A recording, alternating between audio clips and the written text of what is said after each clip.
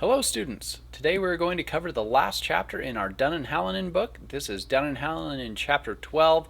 It's really about how to get into graduate psychology programs with a big focus on PhD programs, a little more about what you'll be experiencing in a PhD programs. But this is relevant to PsyD programs as well. Again, a PsyD, so PSYD program is a psychology doctorate, and that's a much more clinical focused degree. So it's really comparable to a PhD in clinical psychology. So a PhD in clinical psychology is a doctor of philosophy in clinical psychology. So you know a lot about the philosophy of science behind clinical psychology. So PhD, you're going to be required to do a lot more research. PsyD, you're going to get more hands-on experience in the field doing clinical work.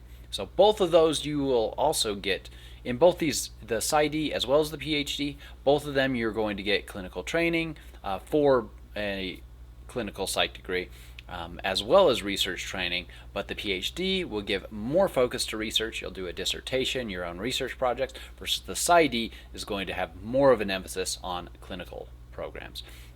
With that being said, most of this chapter is on PhDs, so that includes PhDs in developmental psychology, PhDs in social psychology, PhDs in all sorts of areas of psychology, positive psychology. So, the Doctor of Philosophy in developmental psychology knows a lot about how to research, how to do science on developmental psychology. So again, this is a little bit more focused on PhDs, but a lot of it does apply to PsyDs as well. So let's jump into it. We've got our little update on interviewing skills, assuming that I've adjusted the syllabus in order, so all the chapters in order for Dunn and Halonen.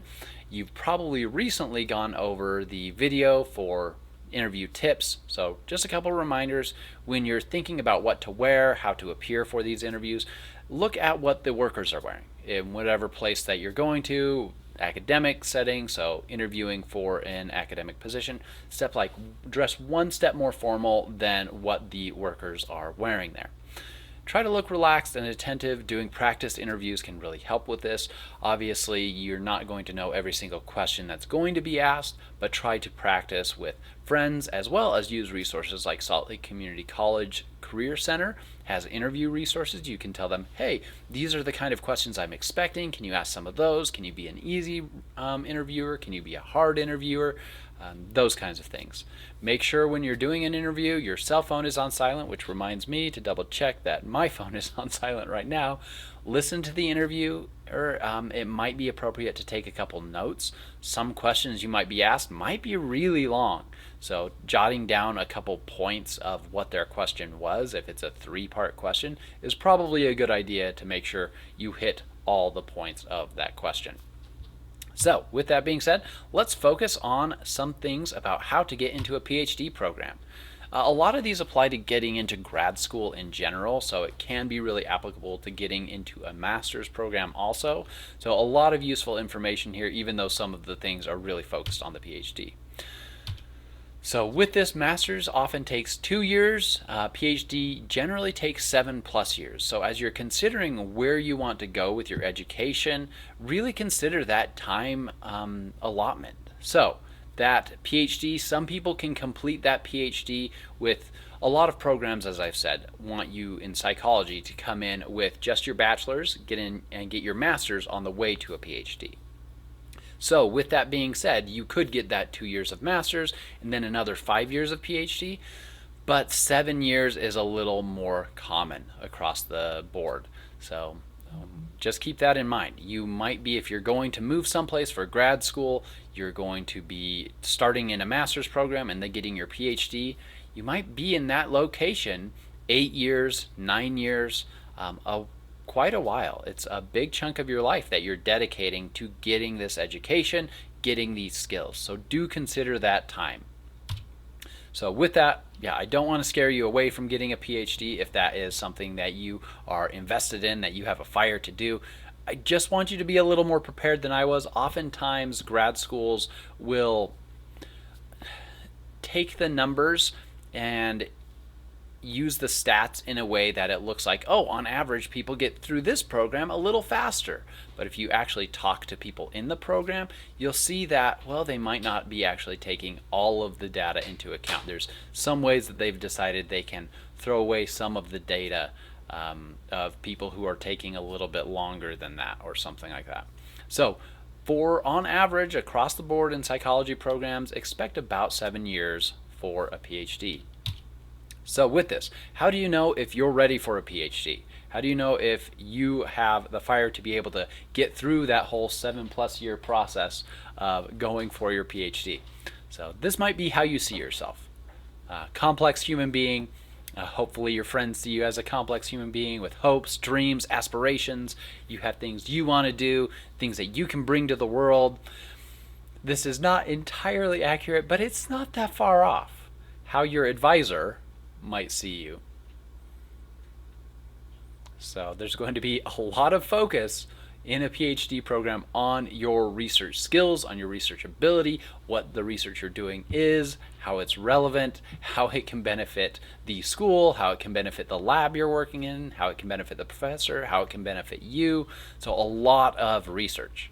So how do you know if you're ready for this? Do you have strong intellectual curiosity and a desire to invest in a specific area in psychology?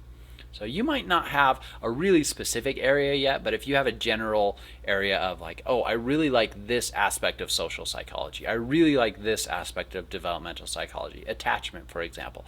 I really think this is important. I want to learn more. I want to do research. I want to build the field in this area. I'm really curious about this. That strong intellectual curiosity can really help propel you forward into that PhD. With this, are you open to moving to a new location? Most programs that you'll get into, you might apply to one that's maybe 20 minutes from your house, but you should probably be applying to ones that are also all over the country that fit your research interests, fit the kind of professionals you want to be working with. So chances are you will probably be moving to a new location for those 2 years for a master's degree, for those additional 7 years for the PhD. So like 8 years or more that you're going to be at a new location. Are you able to do that? Are you willing to do that? When you're doing this PhD work, you are probably not making much money. So you are probably spending most of your time in the first couple of years doing coursework, full-time course load, where you might be working part-time, and then after that doing a whole lot of research. So you'll have a couple years of courses and then a whole lot of years of you doing research within a lab, under your advisor, on your own with a dissertation, and that's going to take a lot of your time. So doing a full-time job in addition to that is really going to lengthen the time you're in that program. So I've seen that with different peers that are working part-time, working full-time, and those working more to make money is going to extend your time in the program. So keep that in mind. A lot of people who are going through PhD programs and have been through PhD programs feel that their life was put on hold during it. So things like your work-life balance, friends, partners, things like this. A lot of those kind of stop and are stagnant for a lot of people. This isn't true across the board. I definitely have colleagues who are in PhD programs and have been through PhD programs that find really good work-life balance really easily, are able to do the research, do the work that they need to do the courses, and have a social life and marry a partner, have children, all sorts of things. So, but across the board, a lot of them feel like they have to really pull back on a lot of their family relationships, a lot of their friend relationships, that they are kind of on hold and just always doing school. So I do want you to know that going into this. But if you have this passionate commitment and resilience to doing this work, to doing research, you can push through all those struggles. So with that being said, a lot of what I'm saying at the beginning of this lecture is maybe turning you off from the idea of doing a PhD. So should it really be that hard? Should it really take this much time? Should it be this difficult? Should you have to put things on hold? Well, no, you really shouldn't. There are definitely some problems with the field in these systems. So just like many of the systems that we live and work under in the country that we live in, the system getting you to a PhD isn't the best as well. It could be changed to be much more healthy for grad students. So with that being said, people are testing other models, so I do hope that when you go into a PhD program, it's even better. I've seen changes at the school I'm at for my PhD. I've seen changes that they've made in the past 3 or 4 years that I wish were in place when I started. So there are movements to make things better. So no, it shouldn't be this hard. Hopefully it's even easier for and better for work-life balance for future students. Like you when you're going into applying for a PhD. So I do hope I'm not scaring you off the idea of doing a PhD.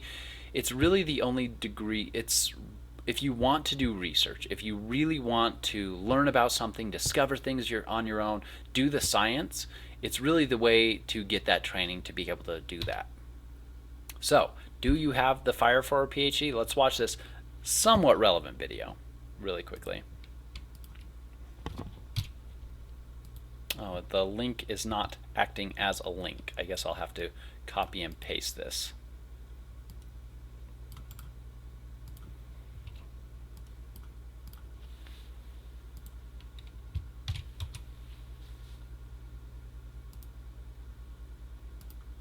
So this is from a good movie, and hopefully gives you a sense of what kind of fire and passion you need.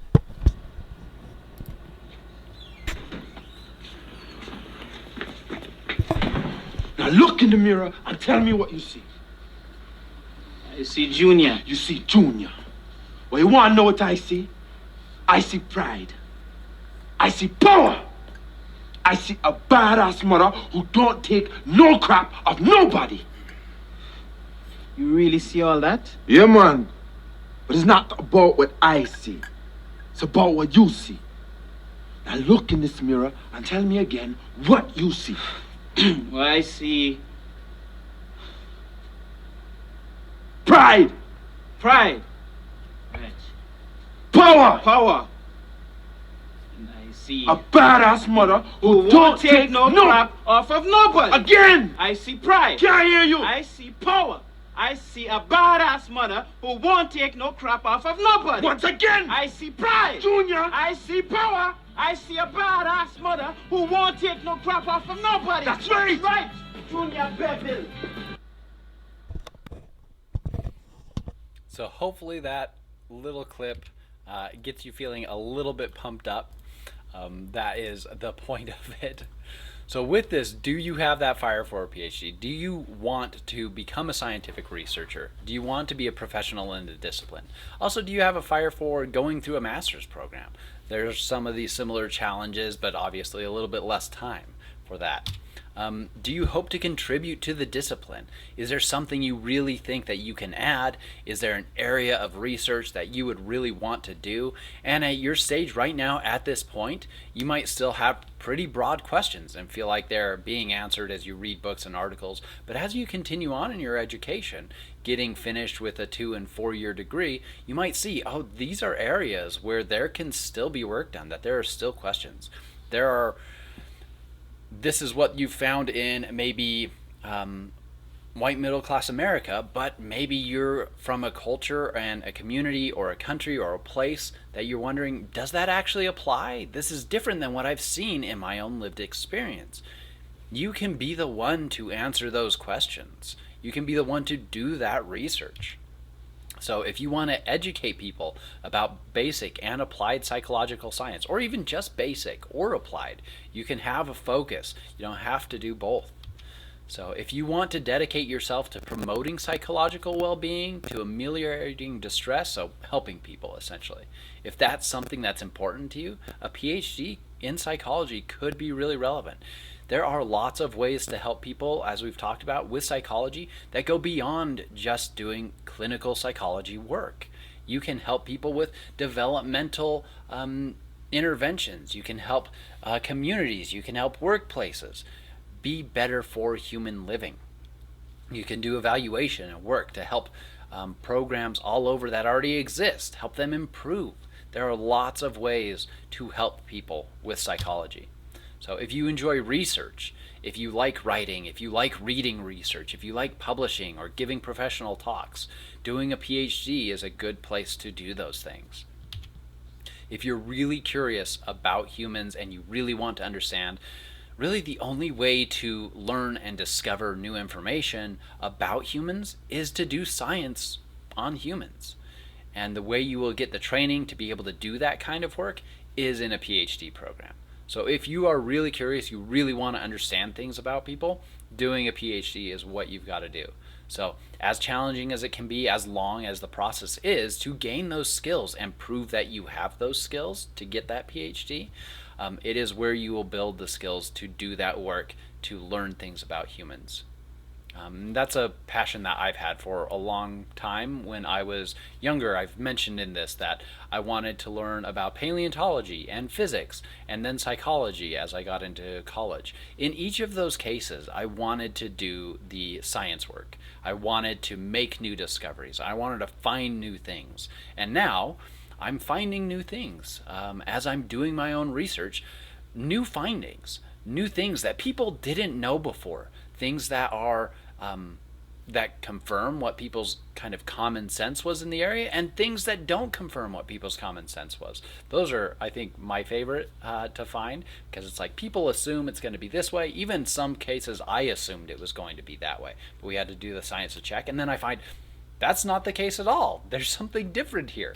One really neat recent finding is in a couple different studies, figuring out my scale of intended heroic behavior, I found that there are a lot more people than I expected that at some time in their life they did something heroic.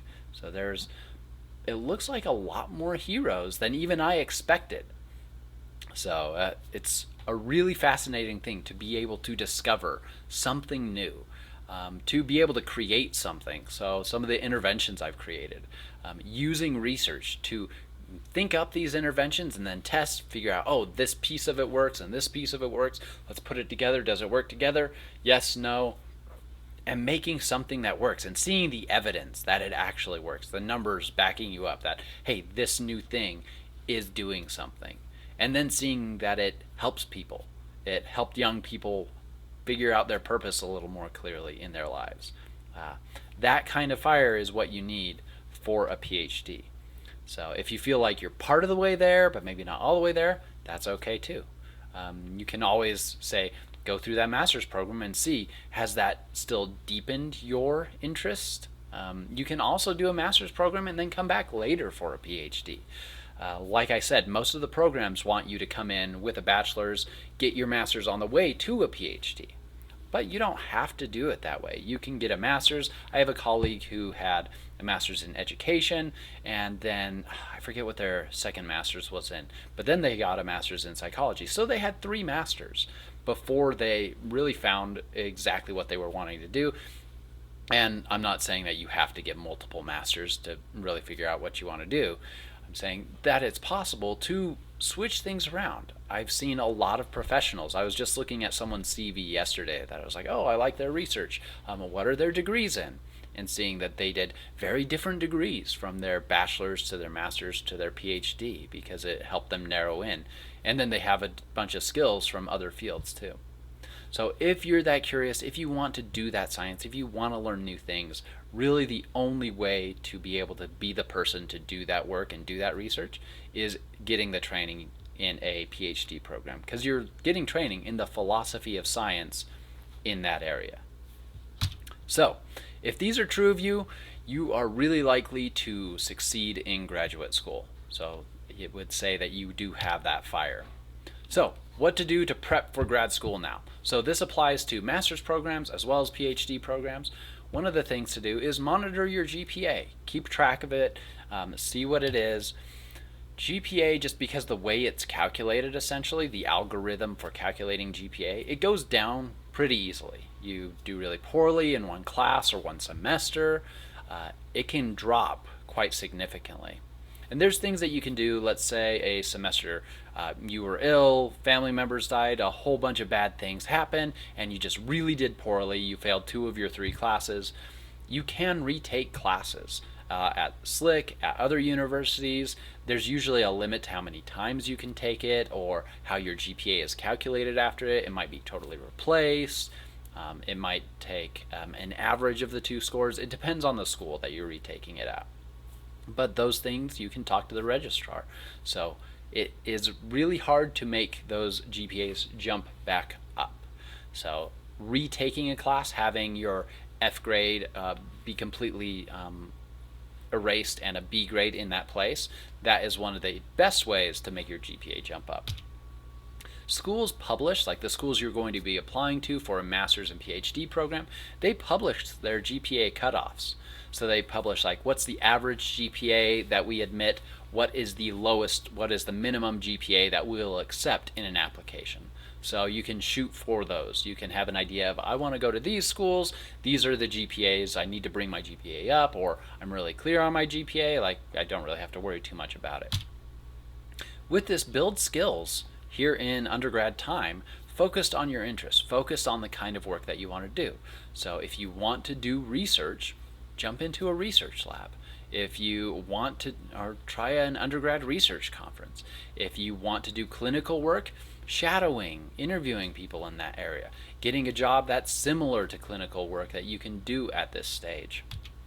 So research, clinical practice, community work. So volunteering can be really good experience for the work that you want to do. Let's say you want to get a PhD and do research on community-based programs. Well, if you've been working in community-based programs that whole time, that connection and that access to those programs is going to be so much easier than someone who tries to come in cold to community programs. Check out a variety of programs. There might be a good grad school, maybe even the best grad school for what you want to do, like 20 minutes away from your house.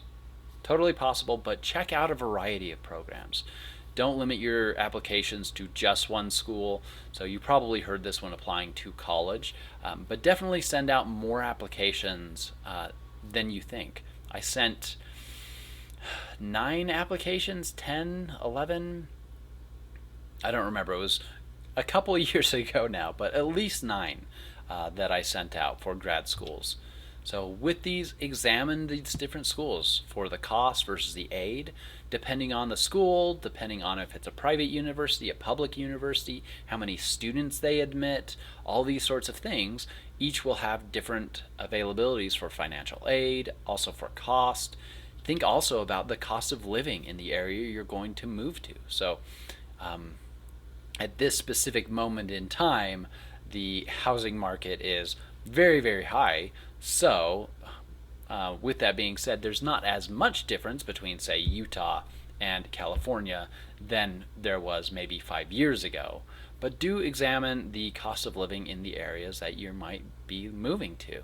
So if you look at the cost of living, look at the kinds of jobs that you would get in some place, you might realize, oh, maybe I don't want to apply to that school, but this other school in a place with lower cost of living. But that being said, I think your final decision should be the research interests of, especially in a PhD, the research interests of the person you want to be working with. Look at the job placement of graduates. Interview people who are currently in that program or who have graduated the program. Most of them will be in, say, a research lab. So if you find a professor who you would want to work with, you can look to see their lab. You can probably find a few of the people working in their lab in like the people page, and then find their emails. Email them, be like, hey, can I ask you a couple questions about the program? I'm considering joining the program. There were a few students who emailed different members of our lab at CGU who did this, and one of the things that, if they were close enough, we would say, hey, do you want to come into a couple lab meetings, see what they're actually like? So partially that was to be like, hey, yeah, you come in and see if you want to do this. We're going to pull you into our lab, get you to come and be in our school. But it also gave them a sense of what it was like in a lot more detail. So if you communicate with people that are currently in the school or have recently graduated, you can find the good and the bad about the school. And if you know those things, you can choose, well, maybe I don't want to apply to this program, or maybe I do want to apply to this program. So a big key, especially with PhDs, this isn't quite as important with a master's program, but for a PhD, this is one of the most important things.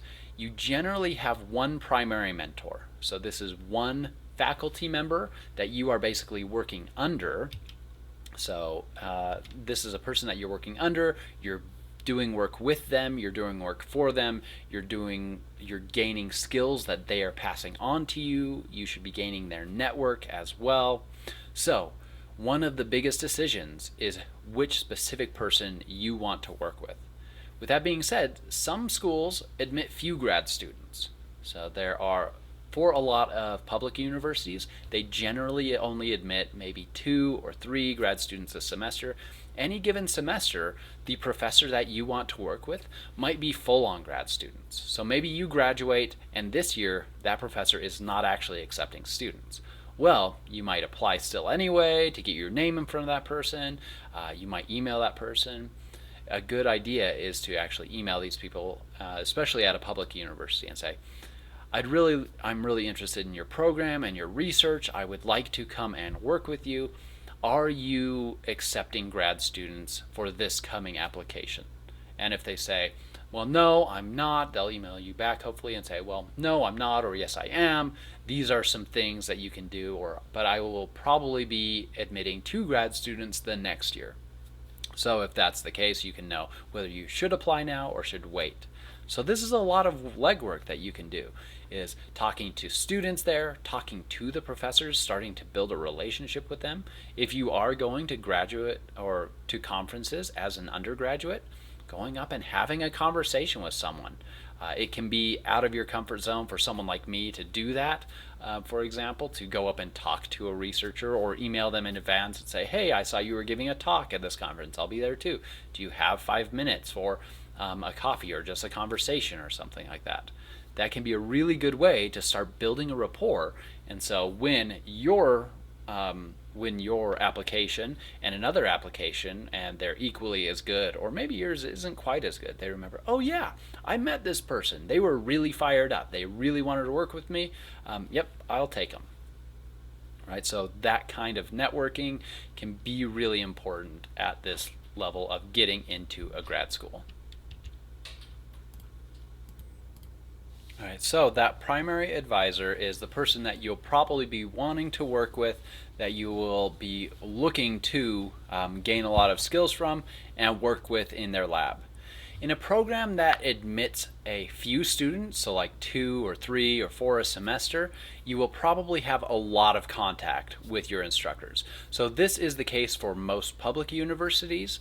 So most public universities, they have, let's say, a primary faculty for their grad students in, let's say, a developmental psych program. So there's maybe 5 professors, maybe fewer too, 3 to 5 professors that are on the developmental psych main faculty for that grad school program.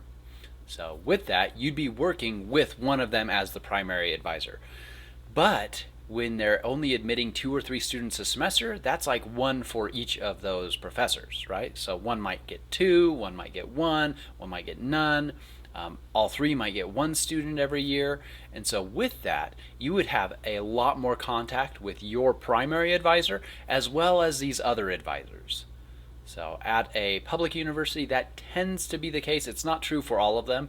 In talking to the students who are there, in looking over the documentation for it, seeing how many students they admit, you can get a sense of how much contact you're going to have with your advisor as well as the other faculty members. Because working with your advisor, you'll do research with them, you'll gain skills from them, but having close contact with other professors as well gives you additional networks, gives you additional things. So I think these programs are harder to get into because they admit fewer students, but in many ways they tend to be really good for getting a broad range of skills and building a network for those fewer grad students. But the experience of those grad students is different. Generally, you are at a school with a lot of undergrads. It might even be a requirement that you have to teach undergrad psych classes as you're within your program. And that might just be a requirement that you might not actually be paid for doing that, which is completely awful. but is the case still in some places. So weigh these costs and benefits. So alternatively, there are programs, and this is generally the case for a private graduate university, that they, and again, there is some overlap between these. This isn't a 100% always the case, but for a private grad school, you will generally see many graduate students admitted. Some schools only admit graduate students. So there are private graduate institutions that only admit graduate students. They have zero undergrad students. So the professors there are only teaching grad students. That means you're going to have classes with a lot more grad students around you. Rather than admitting 3 students per semester, maybe they admit 30. So maybe 10 of those are PhD students and 20 of those are master's students or something like that. That is a pretty high number, but you kind of get the sense. In the programs that admit a lot of students, that does leave you less time with your primary advisor. If your primary advisor every year gets, in this kind of situation, gets 2 or 3 or 1 or 0 grad students, your time with that advisor is going to be a lot higher. Alternatively, if your advisor, your primary advisor, in the second year gets a new batch of 12 students under their wing, well, that's going to kind of eat into your time with that advisor. You're going to have to fight a little bit harder for that time. So which of these sounds like it might be a better fit for you?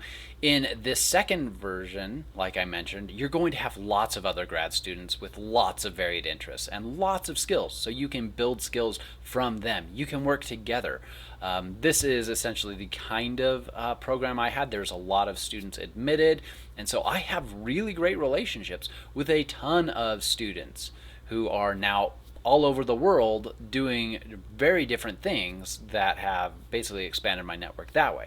Versus I have a lot of contact with a few of my instructors, a few of my advisors, and not as deep as connections with some of them as I might have experienced with the colleagues that I've made and the friends that I have that had a few advisors that they had a lot of contact with.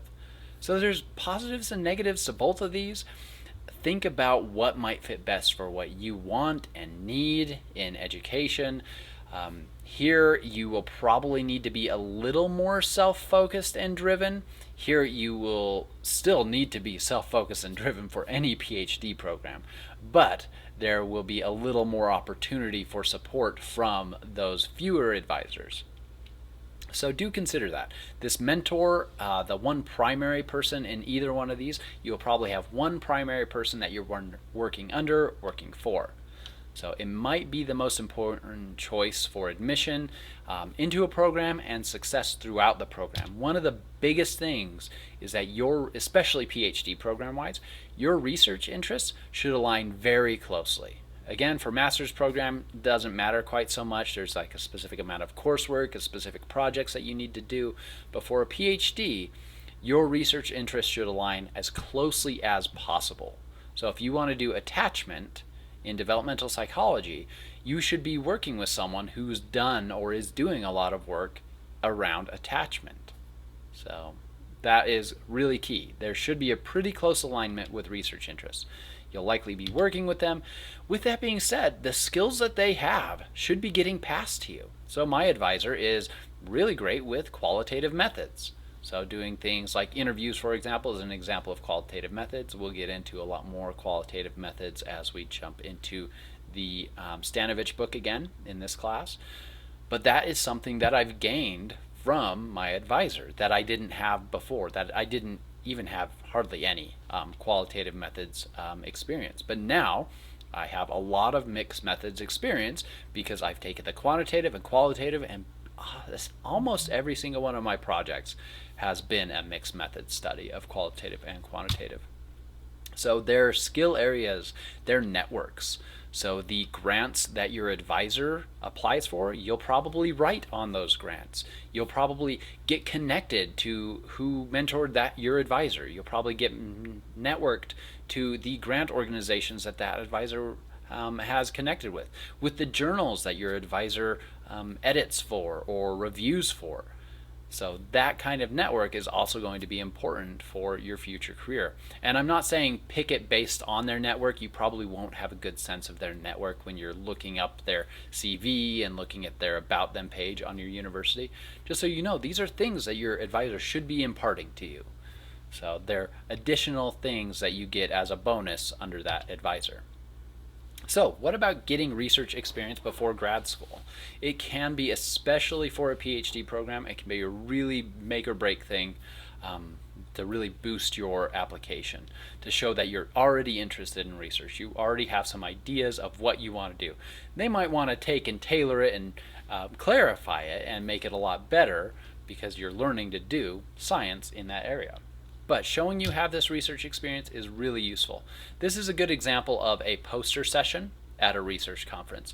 So these big boards, cork boards, where different people bring their poster and just put it up. You can see, I've seen them like this, where printed out on pages. Generally, schools have a big printing station. It might cost you like $12 to print this whole poster.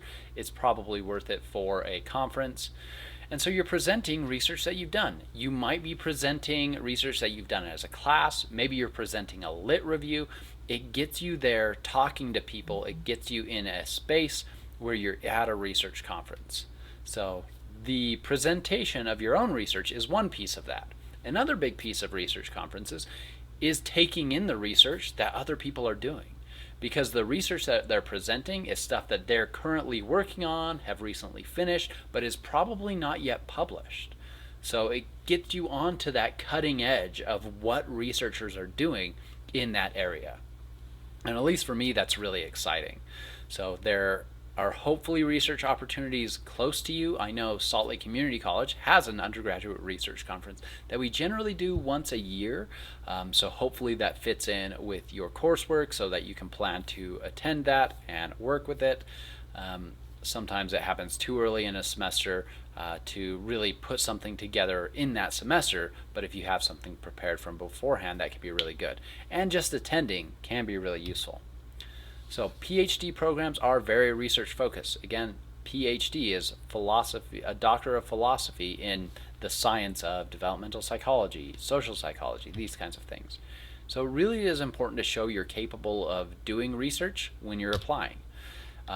Also, to be in a PhD program, you should want to do research. If you don't want to do research, a PhD is probably not the path for you, because that's what it's focused on, is doing research in that area.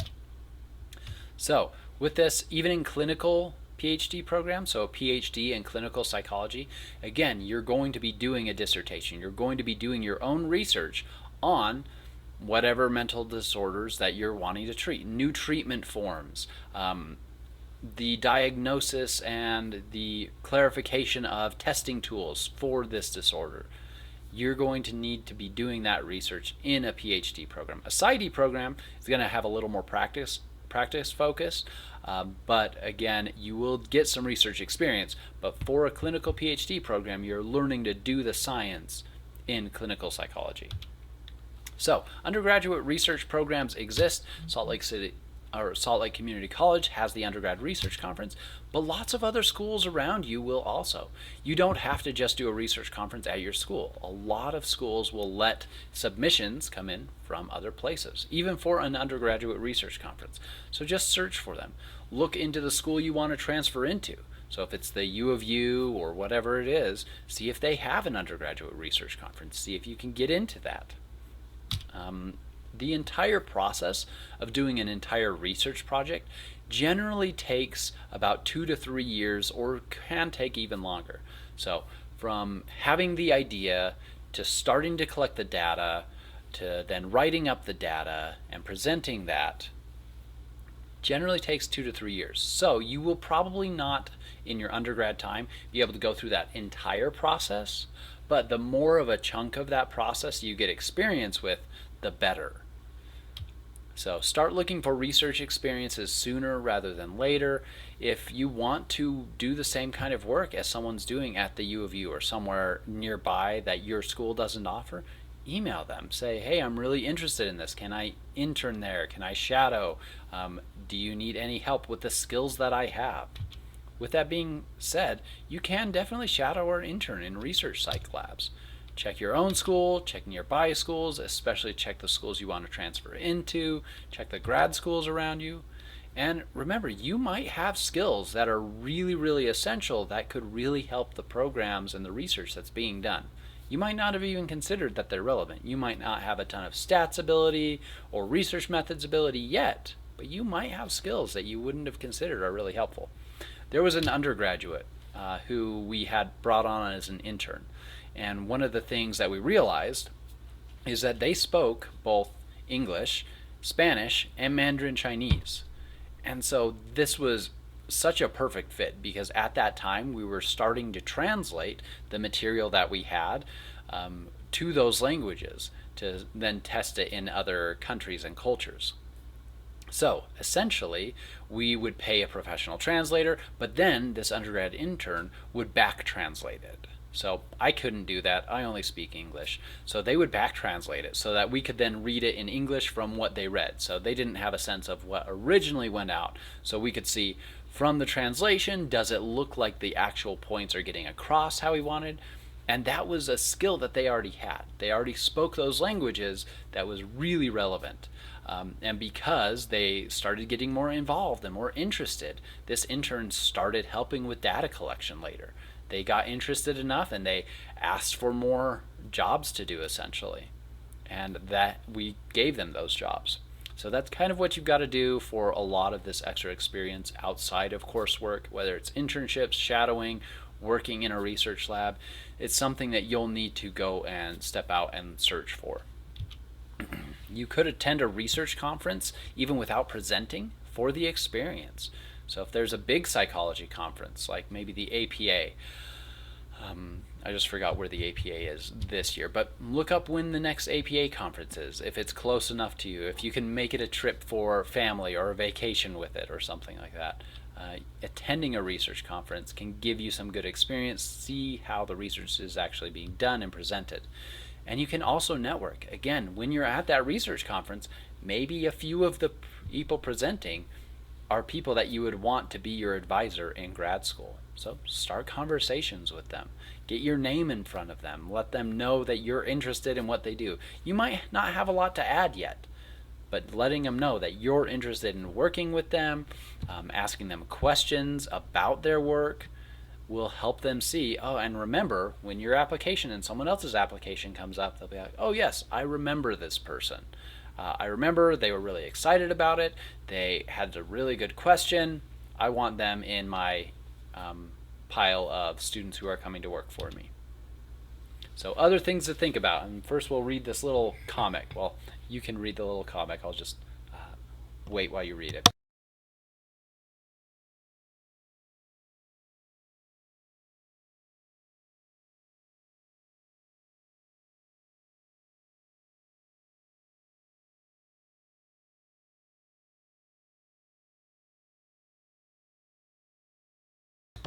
So these two are trying to make the decisions about where are they going to apply to grad school. So picking the most prestigious places, sure, you might have a little bit of an up with the network there. Picking to go to school in a place with really good weather or something like that might not be a bad idea. The best thing to do is focus on what kind of research you want to do. What kind of skills do you want to gain? What kind of work do you want to be doing?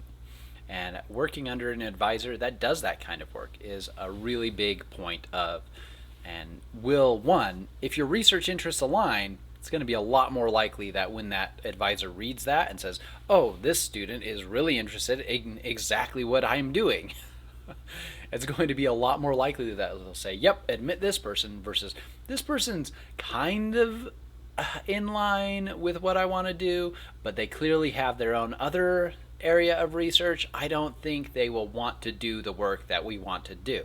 And so even if you're a great candidate, if they see that, oh, your research interest is just a little too far outside what I want to do, you're not going to have a good time in this program, so I'm not going to admit you, even though maybe you have the highest GPA or the biggest GRE score and all sorts of things. So with that being said, also I've worked with people from the most prestigious schools and other schools as well. And it's really down to the skills those individuals have, and can you leverage those skills for the projects you're working on. So don't pick based on prestige, don't pick on weather, pick on the things that we've talked about so far. So I've just mentioned the GRE. What is the GRE? The GRE is basically like the ACT or the SAT for graduate schools. The GRE itself is used for a lot of graduate programs, but specifically in our purposes for psych programs. So there's generally a verbal reasoning section of the test, a quantitative reasoning section, and an analytical writing section. So verbal reasoning, some of the questions are going to be, with all of these, some of the questions are going to be multiple choice, some of them you're going to be asked to explain how you solve this problem, some of them will ask you to write an essay within the allotted time. So with that being said, one of the best things to do is to do practice tests. Oh, also there is a GRE psychology subject test. There's specific GRE tests for experimental psychology, social psychology, cognitive psychology, and psych research methods. But most graduate programs are wanting you to come in with a bachelor's level education, and so most schools require the general GRE. Most schools do not require a specific subject test, but in their application information, they will say, we require the psychology subject test. So there's a general psychology subject test. There's also these more specific ones. So most of the schools, actually all of the schools I applied to only required the GRE. They didn't require the psych-specific subject test, so just check and make sure. It's just essentially you would do the GRE maybe on a different day, or the same day you would do the psych subject test. So just make sure you're doing all the tests required. Again, it's kind of like SAT or ACT. So with this, do prep tests and courses. So there are a lot of free GRE prep tests that you can just download and test and practice and then see other answers. There are, for some of them, like the multiple choice, there are programs where you can basically get your grade back immediately. For the essays, it's a little more difficult. You have to compare it to like versions like this is the highest score, this is a mid score, this is a low score.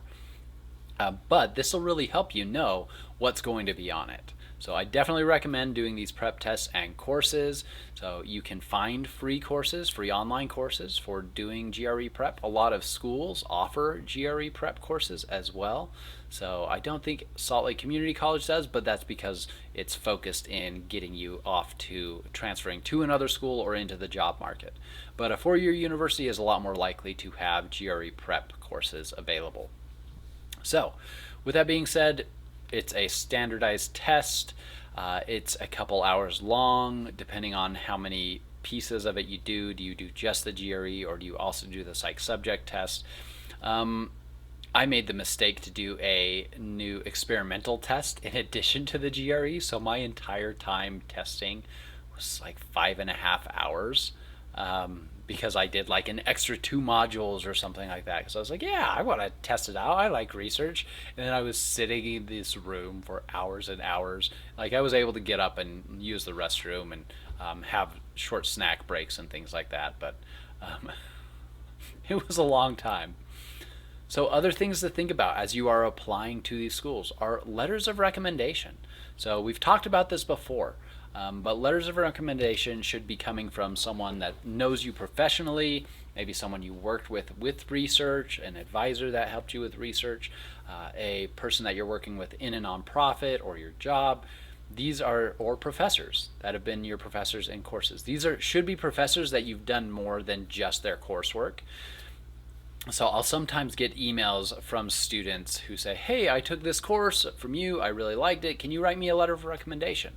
If I have time, up to this point, I've had enough time that I've always said yes, but those letters that I send for students who have maybe written a good paper in the class and also got a good grade are a lot less detailed and a lot less relevant to those letters that I've written for students who have come up and talked to me or worked with me in a lab on research and things like that. For those letters of recommendation, there are really specific skills that I can say, they did this, they do this well, these are some of their skills, they would be a benefit to you. It's a lot better of a letter. So doing that work to step out and find additional opportunities outside of the coursework are where you should go for these letters of recommendation. If you've been working more closely with an advisor or a professor at the school, that can be a good person too, because they know more about your skills. So personal statements and cover letters, again, make sure these are tailored to the individual schools. The name of their program, make sure you get that right, that you mark which professor you're wanting to work with as your advisor, because that professor is probably on the board, basically in a room is how a lot of them do this. They take the applications, they have them on their screens, or they print them out and they look through them and say yes, no, essentially, or yes, no, maybe, pass it down the line and agreed, and they get certain marks, say yep, this is most likely who we're bringing on. So that advisor is probably one of the people reading these applications. So remember, a CV is different from a resume. For a grad school application, you're going to probably be doing a CV rather than a resume. So grad school interview, again, talking about interview skills, this is very important. So remember those skills. And make sure you're always double checking deadlines and requirements for applications. For some of these schools, everything's just due on this specific day. But there are some schools that do it in a kind of multi-step process of the applications, and so they will require maybe your GRE scores early and your transcripts, so you've got to get those in by that day, and then letters of recommendation aren't till later, and then your personal statement and cover letter aren't till later. So make sure you're keeping track of that, put it on a calendar so you can make sure that you're getting things in on time. It would be awful if you're perfectly qualified, you've talked to the advisor, you really want to get into this program, but you miss one of those deadlines by a day, and because of that they reject your application. That would be just awful. So make sure you keep that time management up. And I think that is it for this chapter. Yep, those are my template slides. So good luck getting into grad school. I am sure you can do it. So if you have that passion to do this kind of research, to learn things about people, to do the science, then I am sure you have the fire to get into a PhD program, to do well in it, and to learn new, really cool things about humans. So good luck.